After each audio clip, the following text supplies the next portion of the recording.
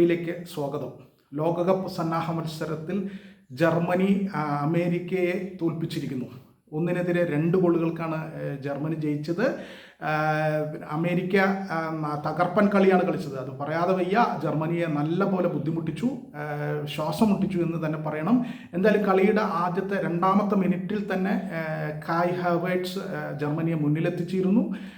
എന്നാൽ പിന്നീട് 37ാമത്തെ മിനിറ്റിൽ റോബിൻസൺ ഗോളടിച്ചു. റോബിൻസൺ അമേരിക്കയ്ക്ക് വേണ്ടി ഗോളടിച്ച് ജർമ്മനിക്ക് ഒപ്പമെത്തിച്ചു. ആദ്യ ഹാഫ് കഴിയുമ്പോൾ ആദ്യ പകുതിയിൽ 1-1 എന്ന നിലയിലായിരുന്നു. രണ്ടാമത്തെ ഹാഫിൽ റോബിൻസൺ ഉൾപ്പെടെയുള്ളവർ അമേരിക്കയ്ക്ക് വേണ്ടി തകർപ്പൻ കളിയാണ് കളിച്ചത്. എന്നാൽ ജർമ്മനിയെ സനയുടെ ഗോളിലൂടെ ജർമ്മനിയെ രക്ഷിച്ചു. അങ്ങനെ 1-നെതിരെ 2 ഗോളുകൾക്ക് ആതിഥേയരായ അമേരിക്കയെ തോൽപ്പിച്ചുകൊണ്ട് ജർമ്മനിയും ആത്മവിശ്വാസത്തോടെ തുടങ്ങിയിരിക്കുന്നു. അമേരിക്കയ്ക്ക് ഒരിക്കലും വിഷമിക്കേണ്ടതില്ല കാരണം അവരും ഗംഭീര കളിയാണ് കളിച്ചത്. ജർമ്മനിയെ ഇഞ്ചോടിഞ്ച് പൊരുതിയാണ് അവർ തോറ്റിരിക്കുന്നത്.